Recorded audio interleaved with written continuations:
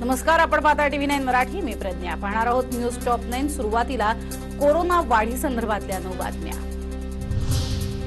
Corona रुग्णसंख्या वाढतीये, त्यामुळे नियम सर्वांनीच पाळायला हवेत असं आवाहन गृहमंत्री दिलीप वळसे पाटील यांनी केलंय. नेत्यांच्या मुलामुलींच्या लग्नासाठी वेगळा नियम नाही, त्यामुळे नियम मोडणाऱ्यांवरती स्थानिक प्रशासनानं कारवाई करावी असंही गृहमंत्र्यांनी म्हटलंय. असं आहे की माझा सगळ्यांना सल्ला आहे, नेत्यांना काही स्पेशल ट्रीटमेंट द्यायचं काही कारण नाही. लग्न असो किंवा काय असो, त्याच्यामध्ये जे नियम ज्या अटी शर्ती घालून दिलेल्या त्या सगळ्यांच्यासाठीच लागू आहेत. सगळ्यांनीच ते पाळल्या पाहिजे. दुसऱ्या लाटेपेक्षा तिसऱ्या लाटेसाठी तिप्पट तयारी करण्याचे आदेश स्थानिक प्रशासनाला दिल्याची माहिती उपमुख्यमंत्री अजित पवार यांनी दिली आहे. तसंच लसीचे दोन्ही डोस नागरिकांनी पूर्ण करावेत असं आवाहन सुद्धा अजित पवारांनी केलं आहे. दुसऱ्या लाटेमध्ये सर्वात जास्त ऑक्सिजन जेवढा लागलेला आहे त्याच्या तिप्पट व्यवस्था ज्यांनी त्यांनी आपल्या आपल्या भागामध्ये करावी. BPCचा 30% निधी या कामाच्या करता खर्च करा. ज्या ठिकाणी 50 पेक्षा अधिक लोक असतील तिथे कार्यक्रमाला जाणार नाही. मीच नियम पाळले नाही तर लोकांना कुठल्या तोंडानं सांगणार, त्यामुळे नियम पाळण्याची सुरुवात स्वतःपासून करणार असं अजित पवारांनी म्हटलं. मी विचारणार आहे तिथं 50च्या पुढे जर लोक असतील तर मी त्या कार्यक्रमाला पण जाणार नाही. त्यांनी मर्यादित लोकांच्या जी नियमावली आम्ही ठरवलेली आहे, पण आमच्या सहित सगळ्यांनीच नियमाचं पालन केलं पाहिजे. मीच जर नियमाचं पालन केलं नाही तर उद्याच्याला मी कुठल्या तोंडाने लोकांना सांगणार आहे नियमाचं पालन करा. पिंपरी चिंचवडमध्ये आज ओमिक्रॉनचे 5 रुग्ण सापडले, तर आतापर्यंत पिंपरी चिंचवड शहरात 33 ओमिक्रॉनचे रुग्ण आढळलेत. आतापर्यंत 16 रुग्णांनी ओमिक्रॉनवर मातही केली आहे. मुंबईतल्या कोरोना रुग्णसंख्येत आजही मोठी वाढ झाली आहे. दिवसभरात 8063 नव्या रुग्णांची नोंद झाली आहे, तर 578 जणांना डिस्चार्ज देण्यात आलाय. 0 मृत्यूची नोंद झाली आहे. घाबरू नका, ओमिक्रॉनचा प्रभाव सौम्य होतोय अशी दिलासादायक माहिती एम्सचे संचालक रणदीप गुलेरिया यांनी दिली आहे. कोरोना लसीकरण मोहिमेमुळे प्रतिकारशक्ती वाढल्याचंही त्यांनी सांगितलंय. नागपूरच्या सीताबर्डी मार्केटमध्ये आज तुफान गर्दी पाहायला मिळाली. अनेक जण लहान मुलांना घेऊन गर्दीमध्ये फिरत होते, तर ही गर्दी कोरोनाला आमंत्रण देण्याची शक्यता आहे. पश्चिम बंगालमध्ये उद्यापासून शाळा महाविद्यालय बंद करण्याचा निर्णय घेण्यात आलाय. पश्चिम बंगालमधील वाढत्या कोरोना रुग्णसंख्येमुळे मुख्यमंत्री ममता बॅनर्जी यांनी हा निर्णय घेतलाय. तसंच खासगी आणि सरकारी कार्यालयांमधील उपस्थितीवरही 50% निर्बंध लावण्यात आले. उद्यापासून 15 ते 18 वयोगटातील मुलांच्या लसीकरणाला सुरुवात होतीये. पंतप्रधान नरेंद्र मोदींनी 15 ते 18 वयोगटातील मुलांच्या लसीकरणाची घोषणा केली होती.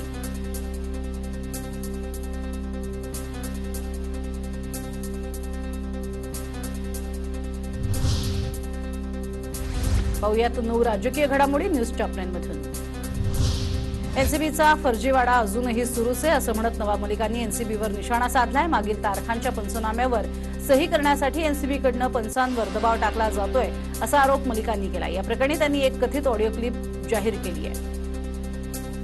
नावाचा एक त्यांचा पंच आहे, त्यांना बाबू नावाचा एक अधिकारी, तो सांगतो या आणि बॅक डेटेड पंचनामा दुरुस्त करा. ते फर्जीवाडा करून पंचनामा बदलण्याचा उद्योग या एनसीबीच्या माध्यमातून सुरू आहे. राष्ट्रवादीचे प्रवक्ते नवाब मलिक यांनी आज पत्रकार परिषद घेत एनसीबी आणि भाजपवर टीका केली आहे. समीर वानखेडेंना पदावरती कायम ठेवण्यासाठी भाजप नेते दिल्लीमध्ये लॉबिंग करतात असा आरोप मलिकांनी केला आहे. समीर वानखेड़े खबरें प्लान कर रहा है कि मैं एक्सटेंशन नहीं मांग रहा हूं, मैं 3 महीने छुट्टी पे जाने वाला हूं. मेरी जानकारी है कि दिल्ली में लॉबिंग की जा रही है. नवाब मलिकांच्या प्रत्येक आरोपांना उत्तर देण्याची गरज नाही असं प्रत्युत्तर विरोधी पक्षनेते प्रवीण दरेकर यांनी दिलंय. भाजप अधिकाऱ्यांच्या बदल्या करत नाही, तो प्रशासकीय यंत्रणेचा भाग आहे असं म्हटलंय. त्या ठिकाणी न्यायाधीश असल्यासारखं मीडियात यायचं आणि त्या ठिकाणी बोलायचं मला वाटतं योग्य नाही. तपासावर या सगळ्या गोष्टींचा विपरीत परिणाम होत असतो. भारतीय जनता पार्टी का अधिकाऱ्यांच्या बदल्या करत नसतं. नवाब मलिक यांचे भाजपवरील आरोप साफ चुकीचे असल्याचं भाजप नेते मोहित कंबोज यांनी म्हटलंय. तसंच मलिकांनी अरबाज खानी नावाच्या व्यक्तीला धमकावून त्याला 30 लाख रुपयांची लाच दिली आणि एनसीबी विरोधात जबाब दे अशी धमकी दिली असा आरोप कंबोज यांनी केलाय.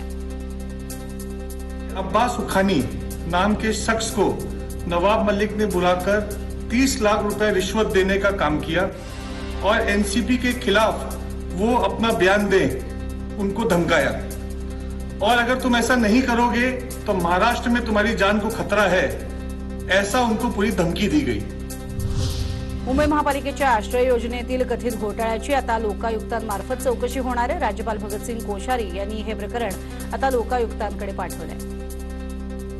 राज्यपालांनी काय करावं हा त्यांचा अधिकार। आश्रय योजनेतील कथित घोटाळ्यात तथ्य असेल तर वस्तुस्थिती समोर येईल, नाहीतर चुकीच्या तक्रारी केल्या जातात हे समजेल, अशी प्रतिक्रिया अजित पवारांनी दिली आहे। बिल्डरांच्या फायद्यासाठी आश्रय योजनेचा आधार घेतला जात असल्याचा आरोप भाजप नेते आशिष शेलारांनी केलाय। तसंच लोकांचे पैसे लाटले जात असताना भाजप गप्प बसणार नाही असाही इशारा दिलाय। चतुर्थ श्रेणी कामगारांच्या घराच्या कामात सुद्धा तुम्ही मलिदा खाणार असाल तर या एवढं दुर्दैव नाही, आणि त्याबद्दल तक्रार केल्यावर महापालिकेत चौकशी होत नाही, म्हणून हा विषय लोकायुक्तांपर्यंत न्यावा लागतोय। दूध का दूध पाणी का पाणी स्पष्ट होईल। मुंबईकरांच्या 500 चौरस फुटांपर्यंतच्या करमाफीच्या निर्णयानंतर भाजप नेते आशिष शेलारांनी टीका केली आहे। 500 चौरस फुटापर्यंत करमाफीचे गेल्या 4 वर्षाचे पैसे मुंबईकरांना परत करा असं शेलारांनी म्हटलंय। तसंच 500 चौरस फुटांपर्यंत दुकानदारांचे कर माफ का करत नाही असाही सवाल केलाय। तुम्ही 500 फुटाच्या करमाफीची घोषणा केली तेव्हापासूनची सूट मुंबईकरांना दिली पाहिजे, आतापासून नाही। आणि त्यामुळे गेल्या 4 वर्षात मुंबईकरांचे जर पैसे तुम्ही घेतले असतील तर ते मुंबईकरांना परत द्या, ही पहिली मागणी आहे।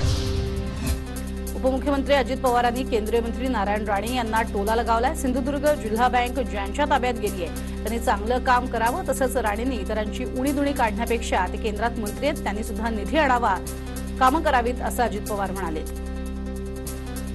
एकाची उणीधुणी काढण्याच्या पेक्षा ते आता केंद्रात मंत्री आहेत, त्यांनी त्यांच्या परीनं केंद्रातनं निधी आणावा, आम्ही आमच्या परीनं राज्यातनं निधी देऊ आणि सगळे मिळून कोकणचा कायापालट करू। आता पाहूयात 9 महत्त्वाच्या बातम्या न्यूज टॉप 10 मध्ये। शिवसेनेचे आमदार तानाजी सावंत यांनी भाजप खासदार संभाजी राजेंची भेट घेतली आहे। मराठा आरक्षणासंदर्भात दोघांची चर्चा झाली अशी माहिती बैठकीनंतर तानाजी सावंत यांनी दिली आहे। मराठा क्रांती मोर्चाची किंवा मराठा आरक्षणाबद्दलची दिशा दोघांनी ठरवली आणि येत्या काळामध्ये त्याचं मूर्त स्वरूप समाजाला दिसल्याशिवाय राहणार नाही। त्याच्यातनं योग्य मार्ग कसा काढायचा याविषयी आम्ही दोघांची चर्चा झाली। कोरोनाच्या वाढत्या रुग्णसंख्येमुळे बैलगाडा शर्यतीला स्थगिती दिली आहे। परिस्थिती निवळली की पुन्हा शर्यतीला परवानगी दिली जाईल अशी माहिती गृहमंत्री दिलीप वळसे पाटील यांनी दिली आहे। तसंच शर्यत प्रेमींनी बेकायदेशीररित्या शर्यतीचं आयोजन करू नये असंही म्हटलंय।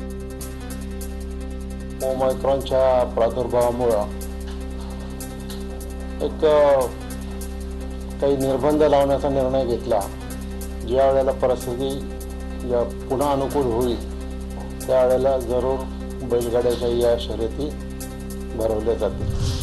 नववर्षाच्या सुरुवातीलाच पर्यावरण मंत्री आदित्य ठाकरे यांनी मोठी घोषणा केली आहे। राज्यातील सर्व सरकारी वाहनं इलेक्ट्रिक असणार आहेत। 1 एप्रिलपासून हा निर्णय लागू होणार होता। प्रदूषण रोखण्यासाठी पर्यावरण मंत्रालयाकडून सध्या ठोस पावलं उचलण्यात येत आहेत।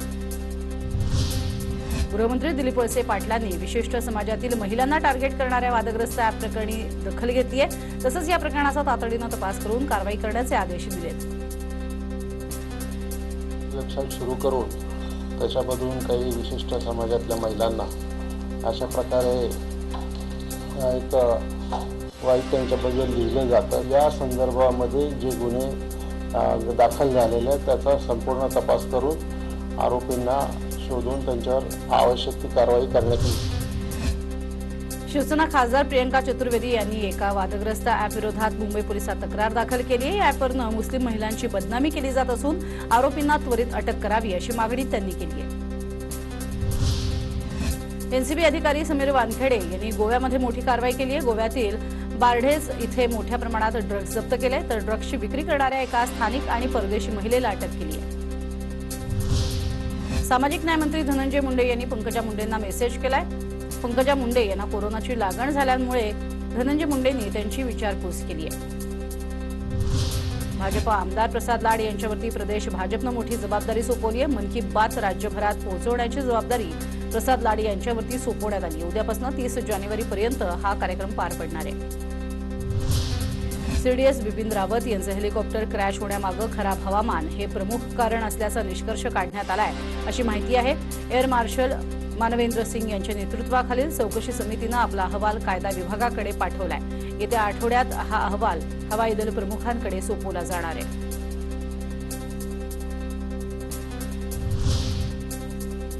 आता पाहूयात मुंबई आणि उपनगरातल्या 9 बातम्या न्यूज टॉप 9 मध्ये.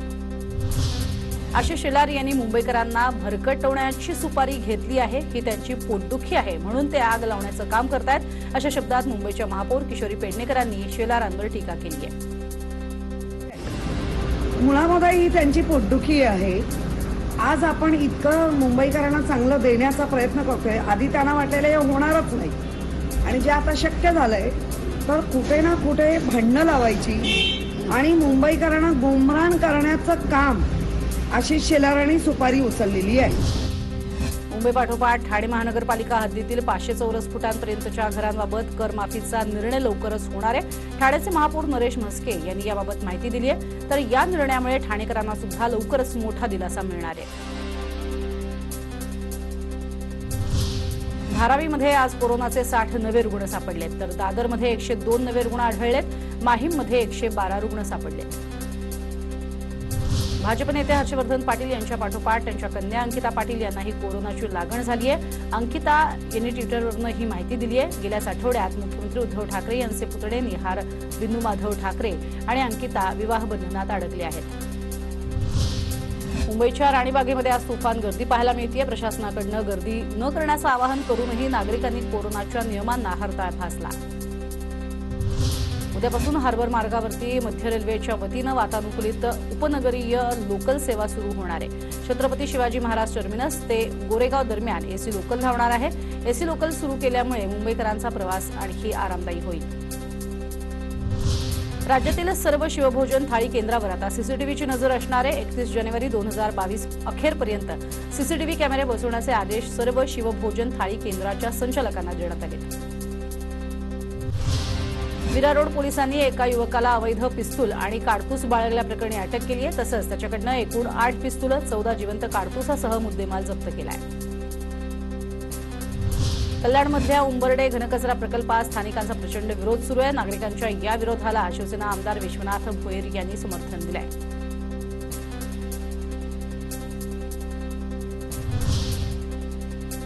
आता पाहूयात पुणे जिल्ह्यातल्या बातम्या न्यूज टॉप 10 मध्ये. पुणे शहरातल्या कोरोना रुग्णसंख्येच्या पार्श्वभूमीवर महापौर मुरलीधर मोहोळ यांनी उद्या बैठक बोलावली आहे. यात शहरात निर्बंध लावण्याबाबत आणि शाळांबाबत चर्चा करण्यात येणार आहे. तसंच 15 ते 18 वयोगटातील मुलांच्या लसीकरणाच्या तयारीचा आढावाही घेण्यात येणार आहे. पुण्याच्या बाजारपेठेत नागरिकांची मोठ्या प्रमाणात गर्दी झाली होती. खरेदीसाठी नागरिक बाजारपेठेत येत आहेत, तर कोणत्याही कोरोना नियमांचं पालन मात्र होताना दिसत नाही.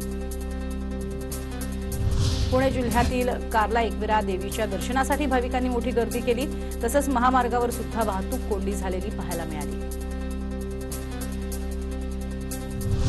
पुणे जिल्हा बँकेच्या निवडणुकीच्या 6 जागांसाठी आज मतदान पार पडलं. उपमुख्यमंत्री अजित पवार बारामतीतल्या मतदान केंद्रावरती पोहोचले. बारामती तालुक्यात 4 जागा ताब्यात ठेवण्यासाठी अजित पवारांनी मोर्चे बांधणी केली. पुणे जिल्हा मध्यवर्ती सहकारी बँकेच्या पंचवार्षिक निवडणुकीसाठी आंबेगाव तालुक्यातल्या मनसर इथं गृहमंत्री दिलीप वळसे पाटील आणि शिवसेना नेते शिवाजीराव आढळराव पाटील यांनी मतदानाचा हक्क बजावला. दौंडचे आमदार राहुल कुल आणि पुणे जिल्हा मध्यवर्ती सहकारी बँकेचे अध्यक्ष रमेश थोरात यांनी मतदानाचा हक्क बजावला. पुणे जिल्हा मध्यवर्ती बँकेच्या निवडणुकीत या दोघांना मतदान केलंय. भोरमध्ये केंजळ गावात बैलगाडा शर्यत भरवल्याप्रकरणी राजगड पोलिसांनी शर्यतीचे आयोजन करणाऱ्या 5 जणांवर गुन्हा दाखल केलाय आणि बैलगाडा मालकांचा शोध पोलीस घेत आहेत. पुण्यात एक धक्कादायक प्रकार घडलाय. मुलानं आईला औषधाचा ओव्हरडोस दिलाय. प्लास्टिकच्या पिशवीत चेहरा घालत हत्या केली आहे आणि स्वतः गळफास घेत आत्महत्या केली आहे. बेरोजगारी आणि कर्जबाजारीपणामुळे मुलगा त्रासला होता. पुण्यात एका पोलीस कर्मचाऱ्यानं दुसऱ्या पोलीस कर्मचाऱ्याला मारण्याची सुपारी दिल्याचा धक्कादायक प्रकार उघडकीस आलाय. आरोपी पोलिसांना सराईत गुन्हेगाराच्या मदतीनं पीडित पोलीस कर्मचाऱ्याला मारण्याचा कट रचला होता.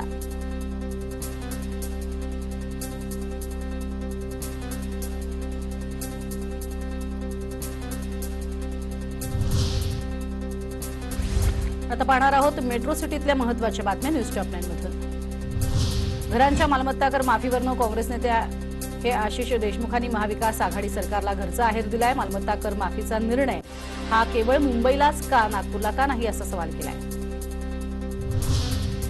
किसान रेल्वेच्या शुभारंभ कार्यक्रमावेळी केंद्रीय मंत्री रावसाहेब दानवे विनामास्क दिसले. एकीकडे कोरोनाचा प्रसार होत असताना मंत्र्यांकडून मात्र कोरोना नियमांचं उल्लंघन होत असल्याचं पाहायला मिळालंय. लातूरमधल्या नृत्य स्पर्धेत सोशल डिस्टन्सिंगचा फज्जा उडाला. राष्ट्रवादी विद्यार्थी आघाडीने या स्पर्धेचं आयोजन केलं होतं.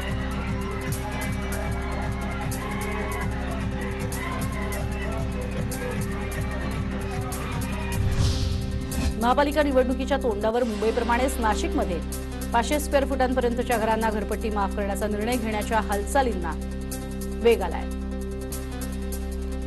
95व्या अखिल भारतीय मराठी साहित्य संमेलनाच्या अध्यक्षपदी भारत सासणे यांची निवड करण्यात आली आहे. 95वं अखिल भारतीय साहित्य संमेलन लातूर जिल्ह्यातल्या उदगीर इथे होणार असल्याची घोषणा अखिल भारतीय मराठी साहित्य महामंडळाचे अध्यक्ष कौतिकराव ठाले पाटील यांनी केली. जालन्याचे काँग्रेसचे आमदार कैलास गोरंट्याल यांनी शिवसेना नेते अर्जुन खोतकर यांच्यावरती जोरदार टीका केली आहे. ज्यांची ग्रामपंचायतीचा सरपंच व्हायची ऐपत नाही आणि ते खासदार व्हायची स्वप्न बघतात, अशी टीका कैलास गोरट्याल यांनी केली आहे. मध्य प्रदेशचे मुख्यमंत्री शिवराज सिंग चौहान यांनी सहकुटुंब नाशिकच्या त्र्यंबकेश्वरचं दर्शन घेतलं. यावेळेला त्यांनी कोरोना नियमावलीचं पालन करण्याचं आवाहन केलं. सांगली जिल्हा मध्यवर्ती बँकेच्या नवीन वर्षाची डायरी नुकतीच प्रसारित करण्यात आली. या डायरीत विधान परिषदेचे भाजप आमदार गोपीचंद पडळकरांचं नाव वगळण्यात आलंय. त्यामुळे नवीन वर्षाच्या सुरुवातीला नव्या वादाला तोंड फुटण्याची शक्यता आहे. नागपूर जिल्ह्यातल्या काटोल तालुक्यात पिकअप व्हॅनचा भीषण अपघात झाला. यात 4 महिला मजुरांचा मृत्यू झालाय तर इतर 5 महिला गंभीर जखमी झाल्यात.